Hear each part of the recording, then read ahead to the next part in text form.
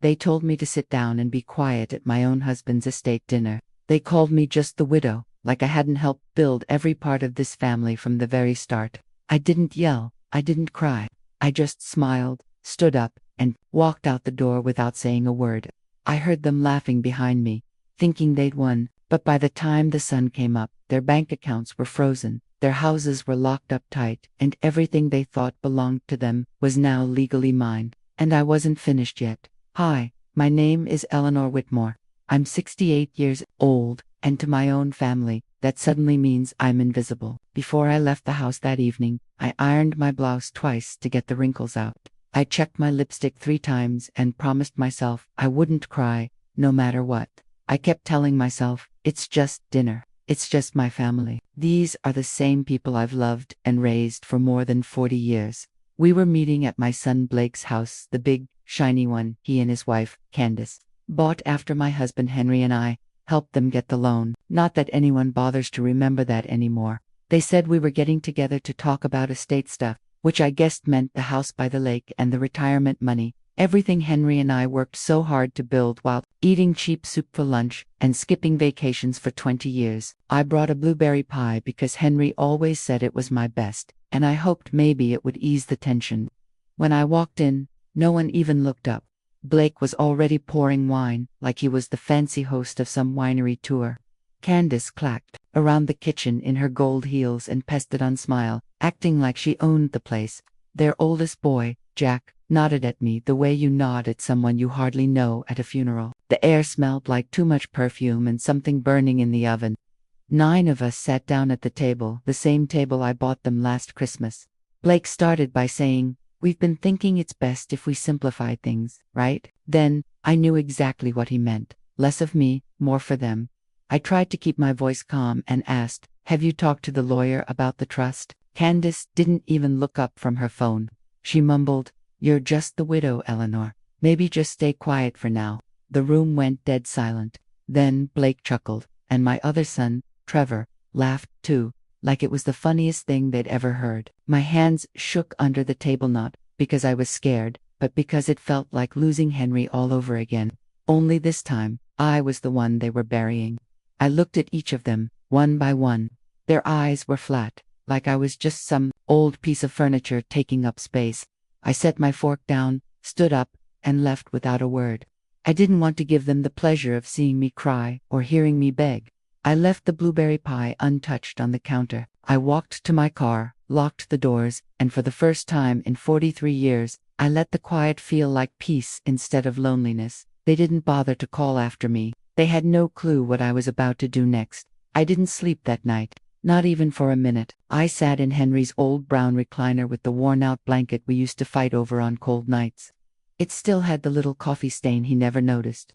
The whole room felt like it was holding its breath. I kept hearing their voices in my head. "You're just the widow. Maybe just stay quiet."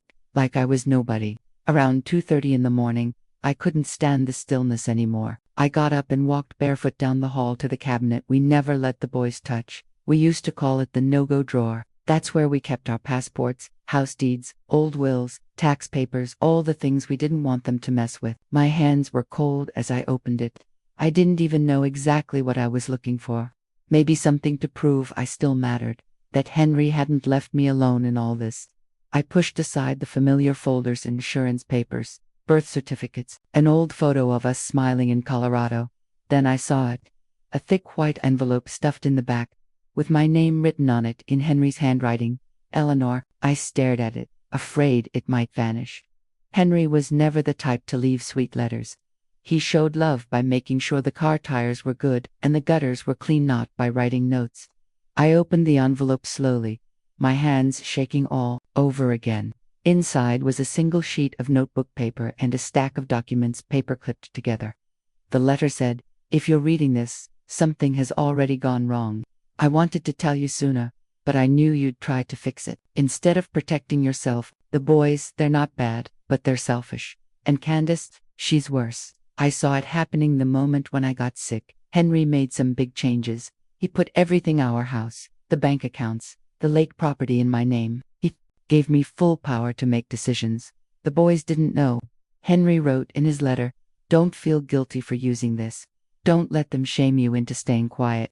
And if they ever try to steal what's yours, don't be afraid to burn it all down. I sat there holding the letter, feeling like the world had shifted under my feet. I had no idea he'd done any of this. Sure, we'd talked a little about the will, but I always thought he was just being careful. I never guessed he'd been making plans behind the scenes. I looked through all the papers. They were official, notarized, stamped by our lawyer, Alan. Everything was real and legal. There were sections I didn't even fully understand, pages about money, who owned what, and how everything would transfer to me the moment Henry died. He'd set it up 8 months before he passed, while I thought we were just going to doctor visits and trying new pills. Looking back, I think he must have seen Blake poking around his business files and noticed Candace asking those sugary questions about next steps. I could almost hear Henry's voice in my ear telling me to stay sharp and not to forget my own strength. I made a cup of tea just so my hands would have something to do, even though I didn't drink any. I paced the kitchen over and over, then took the documents back out and checked the dates again and again. They were real. All of it was real. And the longer I stared at them, the more something inside me changed. That feeling of being invisible, of being just some extra in my own family's story, started to fade. In its place, I felt something I hadn't in a long time: control. At 3:47 a.m., I picked up the landline and called Alan Kramer, the lawyer who'd worked with us for 30 years. He was the one who used to slip Henry fishing magazines during meetings and always called me Mrs. Whitmore, even when I asked him not to. It took 4 rings for him to answer. He sounded sleepy but awake enough to know something was wrong. When I told him my name, I didn't waste any time. I said, "Henry left everything to me. I found the paperwork. I want to put it into action today." He paused for a second. Then he asked if anyone else knew. I told him, "No, not yet." "Good," he said. "Don't tell them. I'll be there by 9 with everything you need." I hung up and stood in the hallway, staring at our old wedding photo. We were so young in it, standing on the courthouse steps, nervous but sure we were on the same team. I touched the frame and whispered, "I've got it now. You don't have to worry anymore." Then I sat down, folded the papers into a neat manila folder, and tucked it into my purse like it was a weapon, because it was. And if my family thought I was going to sit there quietly while they picked apart my life, they were about to find out exactly who they'd underestimated. By the time Alan rang my doorbell at 8:57 a.m., I was dressed, my hair pinned back the way Henry liked it, and my makeup done. I had the documents spread out on the dining table like a battle plan, with a notebook full of questions I'd scribbled during the night. When Alan walked in with his old leather folder, the same one he'd carried since my boys were little, he saw Henry's envelope on the table. His face changed from polite concern to something like quiet respect. We spent 2 hours going over every line, every rule, every little detail. By 11:15, I had signed 6 papers that put everything, every account, every piece of land, every business under my name. Alan made the last call to the estate manager and said, "Clear as day, all instructions now come from Mrs. Eleanor Whitmore, no one else." Hearing him say that out loud made me feel like I'd finally stepped back into my own skin. I don't think I breathed for a full minute. Then Alan looked me in the eye and asked, "Do you want them to find out when they see their accounts frozen, or do you want to call a meeting?" I thought about it and said, "Let them feel it. Let it hit them like a car crash." He smiled and said, "That's the Eleanor I remember." And just like that, it was done. The rest of the afternoon, I spent on the phone calling Henry's stockbroker, the property manager, the title company, the accountant. Every single person confirmed that yes, my name was now the only one that mattered. By 3 p.m., Blake texted me, "Hey, weird question, but do you know why the cabin account's locked?" I didn't reply. 5 minutes later, Candace called. I let it go to voicemail. Her voice was sweet and sharp, the way it always got when she thought she could trick me into giving her something. By 4:30, my phone lit up with messages. Everyone was in a panic about locked accounts and missing access. Even Trevor, who never says much, finally asked in the group chat, "Did someone change the access on Mom's side?" That's when I knew it was starting. They hadn't fully realized what I'd done yet, but the first crack had appeared, and the rest would follow. At 5:05, when I was sure they were all back at Blake's house for another strategy meeting, I walked up the stone path with the folder in my hands. I knocked on the door like I was just stopping by to drop off a casserole. Blake opened the door, looking annoyed and confused, trying to hold up that fake smile. I walked right in, set the folder on the counter, and said you all might want to sit down, I said when I walked in. But of course, they didn't. Candace leaned against the counter with her arms folded like she was in charge of something. Trevor hung back in the hallway, looking like he might slip away any second. I opened the folder, set the papers out, one by one, and said calmly, "This is the new estate plan. Everything is in my name now, all of it." At first, no one said a word. It wasn't the shocked kind of silence, it was the smug, arrogant kind. The kind that thinks it still has time to outsmart you. Blake let out a little laugh and said, "You can't just move money around without the trust board agreeing." I looked him straight in the eye and said, "There is no trust board anymore. Henry dissolved it last year. You didn't bother to read the fine print." Candace stepped closer, trying to pick through the papers with her long painted nails, and that fake sweet smile she uses when she's about to say something nasty. "There's no way this is legal," she said. That's when I handed her the last document, the notarized copy with Alan's signature and the date stamped clear as day. She stopped cold. I took one slow step back and said, "This isn't up for discussion. I'm not asking, I'm telling you. As of this morning, none of you have any claim to any of it." No one moved. No one spoke. For the first time in years, I stood in that room and it was quiet. I turned to leave, stopped at the doorway, and added, "If you ever want to talk about my future again, you'll need to make an appointment." I didn't slam the door. I didn't give a speech or shed a tear. I just walked out and left them standing there in the house Henry and I paid for, choking on the control they thought they still had. The next morning, I was in my kitchen making coffee, the old machine rattling like it always does near the end. Even before I looked at my phone, I could feel the tension. 5 missed calls from Blake, 3 from Candace, 1 from Trevor, who of course waited until the worst of it before trying to reach me. I ignored all of them. I sat at the table with my coffee, watching the steam curl into the air, wondering if any of them had even gotten any sleep. Part of me hoped they hadn't. At 9:12 a.m., Blake finally sent a text that wasn't angry but confused. "Can we just talk?" That told me everything. They were starting to fall apart. By noon, Alan called me. He said Blake had already tried to log into 2 accounts from his work laptop, and both attempts were flagged. I told Alan, "Good, let him keep digging." An hour later, Candace showed up at my door uninvited. She was wearing huge sunglasses like I wouldn't recognize her, and her lips were all puffed up with filler. I didn't invite her in. She stood on the porch like she was about to deliver bad news to a neighbor she couldn't stand. "Eleanor, we're all a little confused," she started, with that tight, sugary voice she uses when she's furious, but pretending not to be. "Why would Henry do all this behind everyone's back?" I looked her right in the eye and said, "Maybe because he knew exactly what you'd do in front of it." She flinched like I'd slapped her. I added, "You should leave, you're trespassing." She tried to throw out some veiled threat about lawyers, but I closed the door before she could finish. 10 minutes later, Trevor called. His voice was quiet, like he didn't want his wife to hear. "Mom, I didn't know about any of this. I thought the trust was automatic. I didn't know Blake and Candace were trying to take control." Could hear the guilt, or maybe just the fear of losing the money, and I said, "You had every chance to ask me yourself. You didn't. That silence is as good as signing your name." He didn't answer, just hung up. That night, I cooked myself a proper dinner. Roasted chicken, garlic mashed potatoes, green beans with a squeeze of lemon. I was done eating scraps while everyone else feasted off my sacrifices.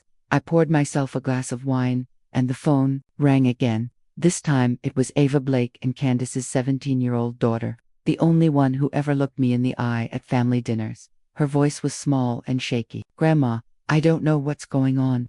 Mom and Dad are freaking out. They said something about money being gone and the house being in trouble. Are you okay?" That hit me harder than all the angry calls and fake smiles. I softened. "I'm fine, sweetheart. You didn't do anything wrong." She paused, then whispered, "I miss Grandpa. He would have hated this." I swallowed hard and told her the truth. That's why he fixed it before it broke. After we hung up, I sat alone at the table in the quiet. But this time, it didn't feel lonely. It felt clear. Henry had seen this disaster coming. Now they were scrambling without a safety net. Blake had lost the accounts he thought he owned. Candace couldn't claim the house she liked to brag about. Trevor was just starting to realize that staying silent didn't make him innocent. And Ava was the only one with any heart left. I knew this was just the start. People like them don't give up easily. They look for loopholes, twist the truth, try to weasel back in. But what they didn't understand yet was that I wasn't some sad old widow waiting for their approval. I was finally standing on my own. And I wasn't going anywhere. I was the wall now. If they wanted to fight me, they'd better be ready to take the hit. 2 days after I shut the door on Candace and sent my message without saying a word, Alan called again. His voice was different, this time low and careful. I sat down before he even started talking. "There's something you need to see," he said. An hour later, I was sitting across from him in his office. The same place Henry and I used to come every April to sign papers and drink burnt coffee. Out of little chipped mugs, Alan slid a folder across the desk without saying anything. I opened it, expecting more of the same. But at first, none of it made sense, just pages of bank statements, transfers, and loan agreements with Blake's name all over them. Alan finally spoke. "He used your husband's business line of credit as collateral. $500,000, maybe more. We're still piecing it together. He signed off as a partner. But that partnership ended the day Henry died, which means it's fraud," I said, my voice coming out quieter than I meant. Alan nodded. My hands went cold. I flipped through the pages again, slower this time. Dates and amounts started lining up with memories I wished I didn't have. The new SUV Blake bought out of nowhere. The fancy kitchen remodel, the ski trip in Aspen they claimed was a gift from friends. It was all money that wasn't his. "He did this while Henry was still sick?" I asked, feeling something heavy pressed down on my chest. Alan nodded again. "The first transaction was 2 weeks after Henry's first surgery." I stared at those numbers until they stopped looking like numbers and started looking like betrayal, like rot spreading from the inside out. Alan leaned closer and said, "We can press charges if you want. Or we can just watch the money run dry and let him panic. It's up to you." I didn't answer right away. I needed time to feel all of it. I drove home with no music, no stops, just me and the sound of my tires on the road. When I got there, I went straight to Henry's study, still mostly the way he left it. I pulled out the old leather journal he used to keep hidden behind the encyclopedias. He'd scribble little notes there every tax season. On one of the last pages, in his neat handwriting, was a short list. "Things to double-check. Blake's withdrawals look fishy. Ask Alan." Henry must have known. He must have suspected. But he never got the chance to finish it. Now it was my job to do what he couldn't. That night, I didn't sleep. I sat at the kitchen table with all the documents spread out like puzzle pieces, staring at the proof that my own son had stolen from us while we were drowning in hospital visits and chemo treatments. I wanted to scream. But instead, I made a new folder, labeled it firewood, and started taking notes. What could I sell? What debts could I call in? What investments could I freeze so Blake couldn't get his hands on them? The next morning, I called Alan. "Don't press charges yet," I said. "Let him sweat. I want him broke before he's scared." That same day, I called the estate accountant, Peter.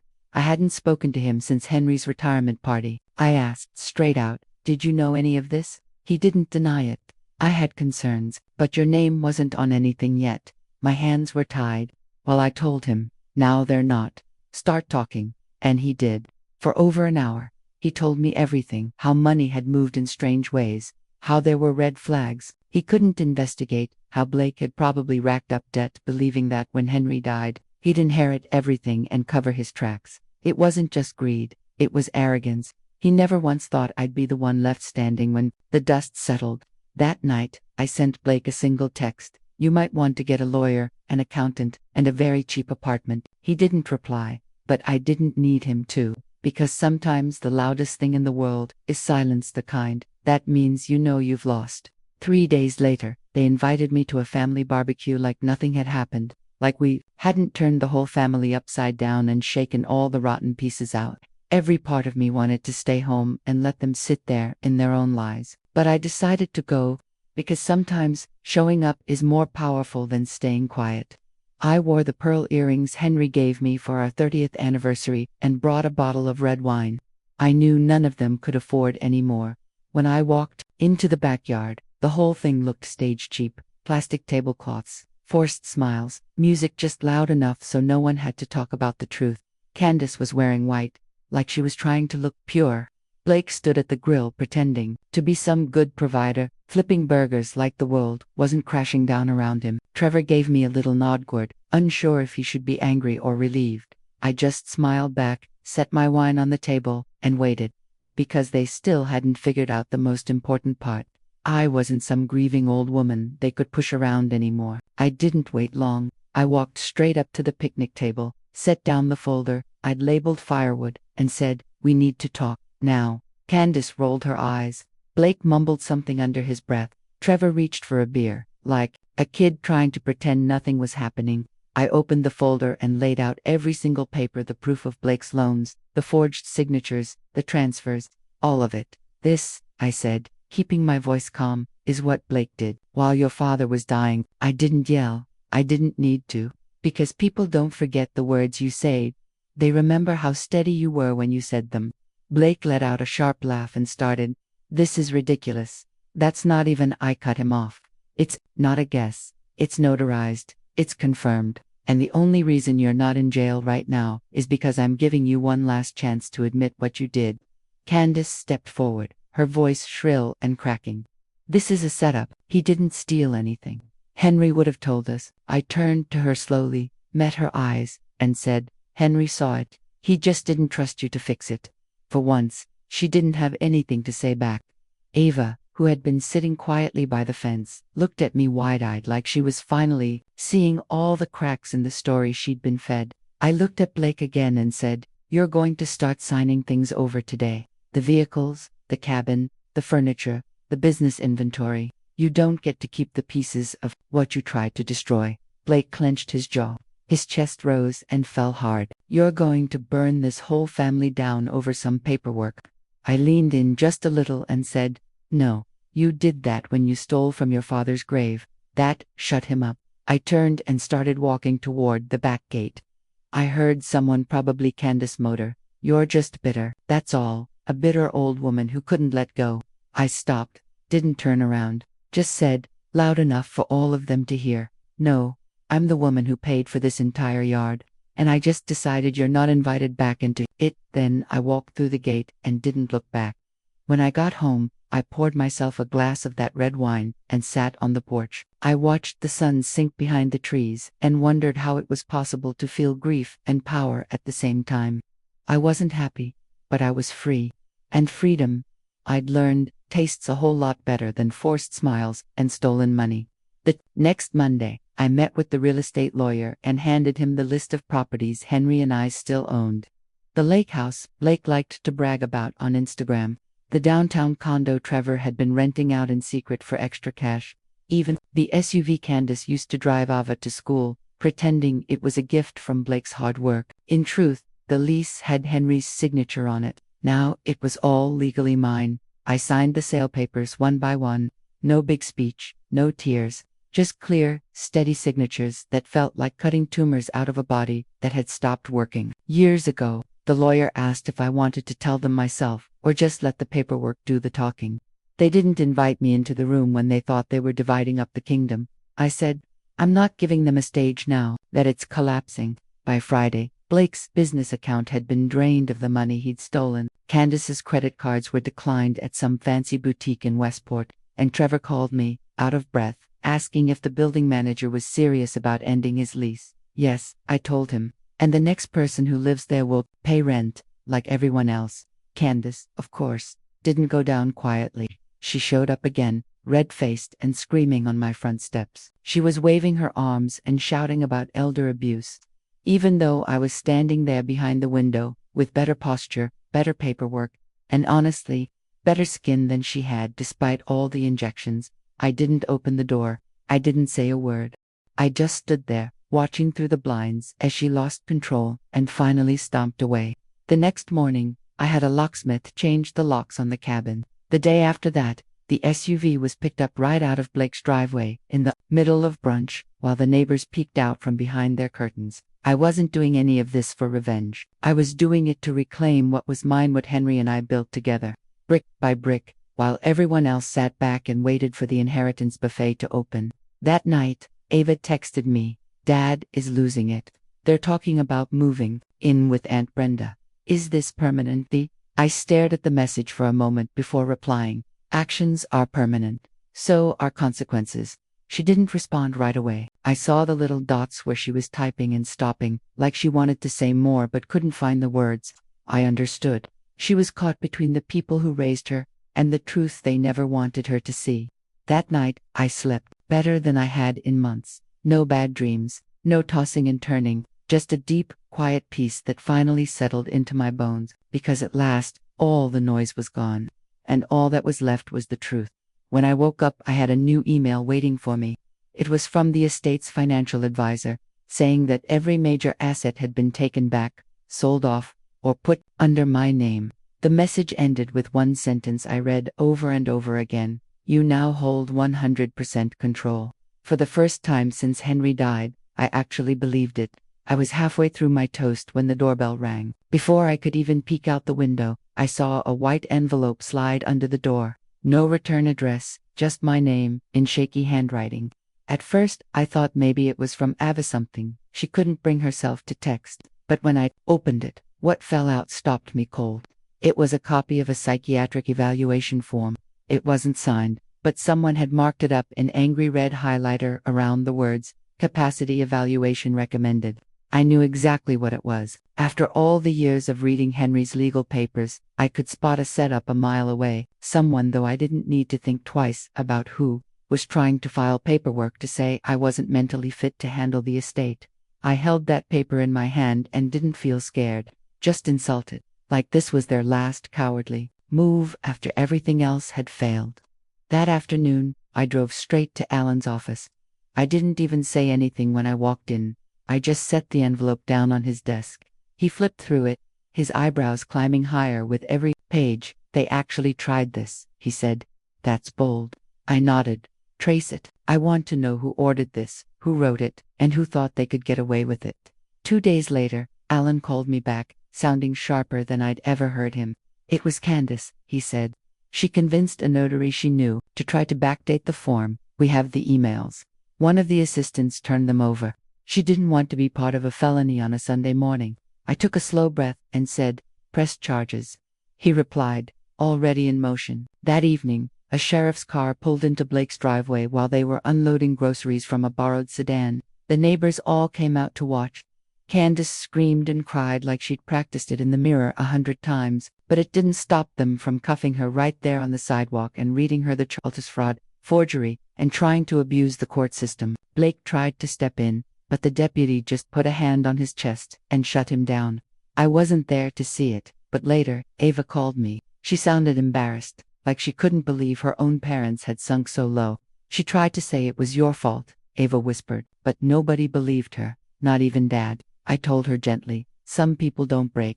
They just rot inside until there's nothing left but noise." She didn't say anything after that. I could hear her breathing on the phone. And for once, I felt like maybe someone in that house finally saw the truth. That night, I poured a drink and pulled out the old photo album Henry used to look through when he missed the boys. I flipped through pictures of them when they were toddlers, not because I missed them now, but because I needed to remind myself that I'd loved them once. You don't do what I did because you hate someone. You do it because you remember how much was sacrificed to build everything they took for granted. And if protecting that meant sending one of them to jail, then so be it. Candace had staked everything on the hope that I would cave in, that I'd be too embarrassed or too tired to keep fighting. What she didn't understand was that the day they told me to sit quietly in a room I'd paid for was the day I stopped being afraid. This time, I was going to finish what I started.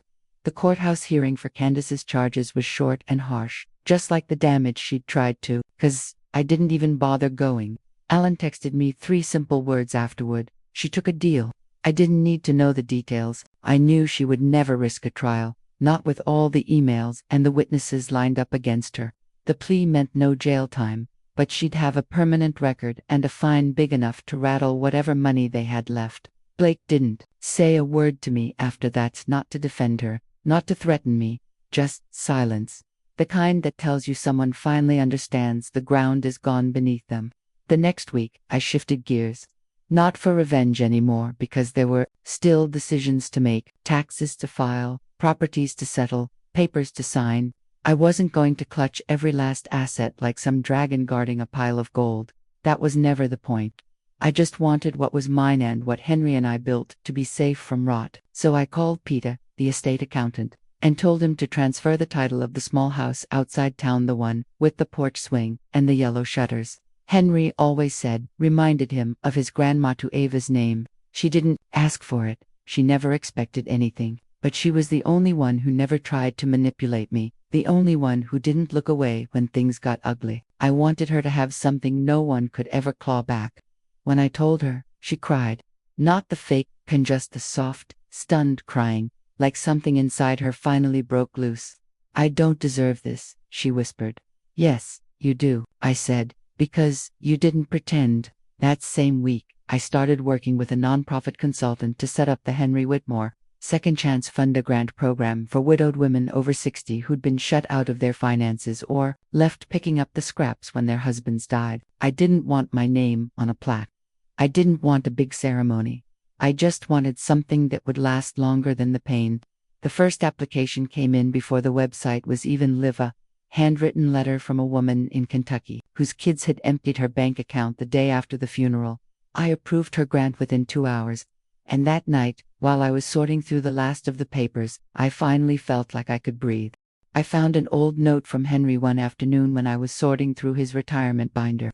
It was scribbled on the back of a dry cleaning receipt, tucked between the pages like he'd hidden it there for me to find. It said, in his neat handwriting, "Make sure Eleanor knows she did it all." I just stood beside her. I didn't cry.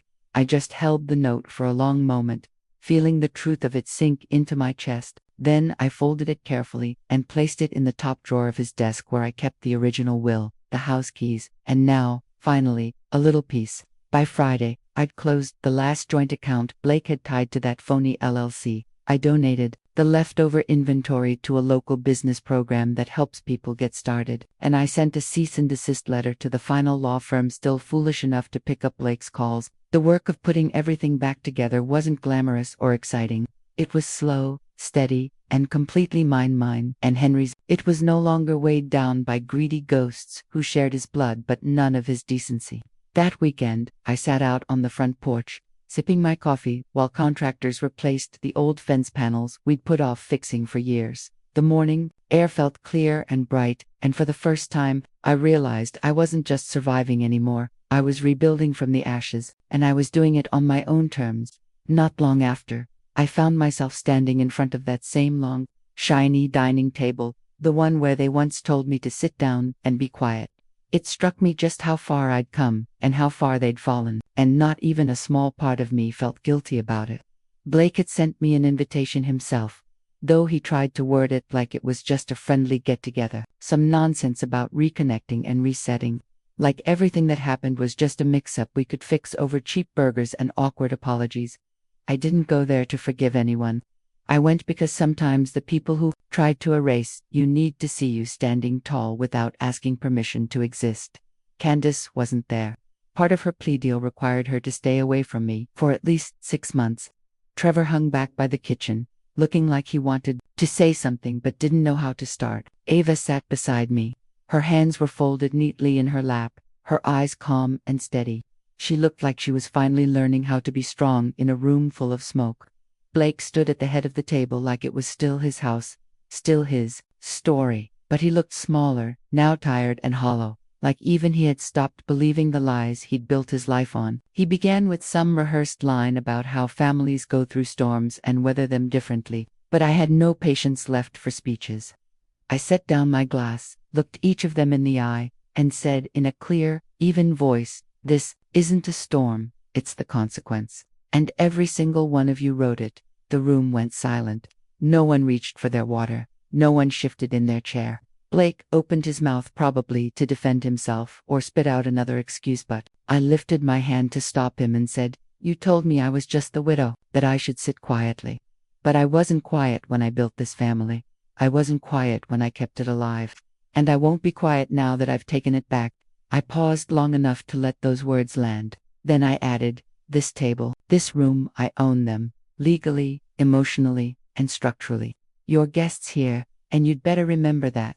I stood up without waiting for any reply, and as I reached the doorway, I turned back one last time and said, "You don't have to like me. You just have to understand I'm done making myself small so you can feel big."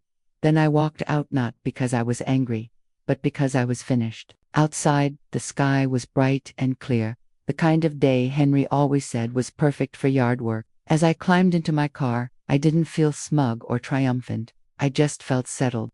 I had fought the fire and walked straight through it, and now I finally got to rebuild, not because someone else gave me permission, but because I gave it to myself. And that, more than any revenge or title or inheritance, was the victory I never thought I'd get, but damn it, I earned it. Asterisk,